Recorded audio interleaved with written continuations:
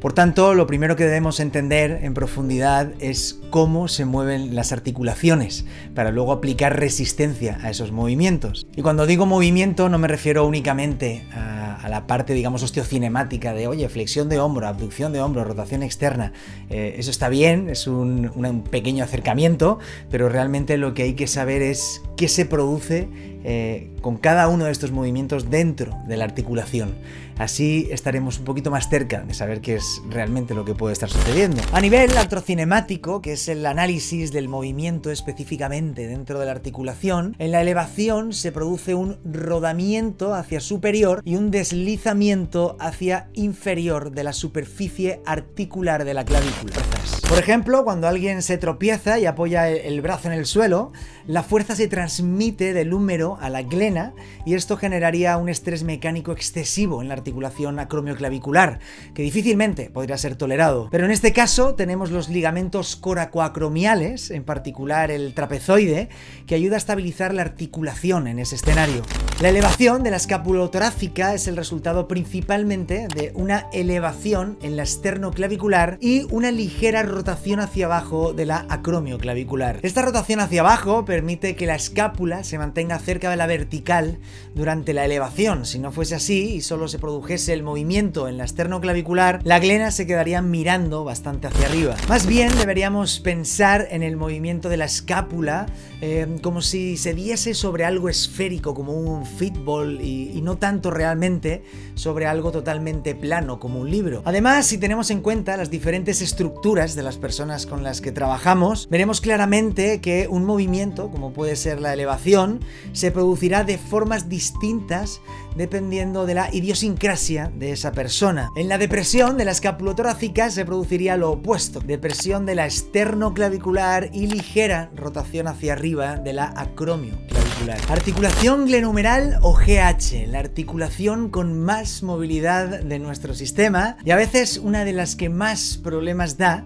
por temas de dolor durante el entrenamiento. Están reforzadas por los ligamentos glenumerales, que en este caso tendríamos tres: el superior, el medio y el inferior. Cada ligamento contribuye de forma diferente a la estabilidad glenumeral. El ligamento glenumeral superior está ligeramente tenso cerca de la posición anatómica. Principalmente se tensa en rotación externa y en las traslaciones inferior y anterior de la cabeza del húmero. Con una abducción más allá de los 35 o 45 grados pierde tensión considerablemente. Son músculos que al encontrarse muy cerca de los ejes de rotación contribuyen bastante a la estabilidad de la articulación y a intentar crear óptimamente esos ejes instantáneos de rotación. El máximo rango de flexión de la GH es de unos 120 grados. Cuando se produce la flexión de hombro completa a estos 120 grados de la GH, habría que sumarles los 60 grados aproximadamente que aporta la escapulotorácica, pudiendo alcanzar aproximadamente unos 180 grados. En la abducción se produciría lo contrario, un rodamiento inferior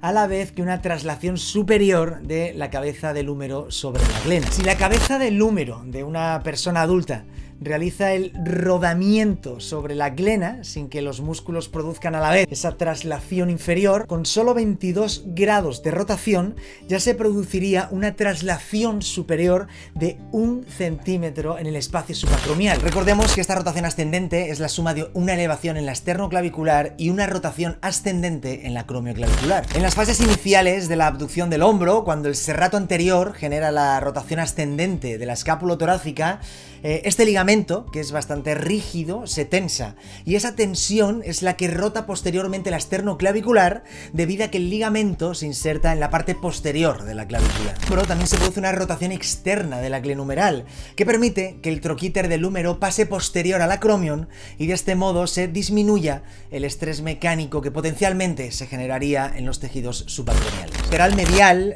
ofrece bastante resistencia contra las fuerzas que intenta generar un mayor valgo del codo.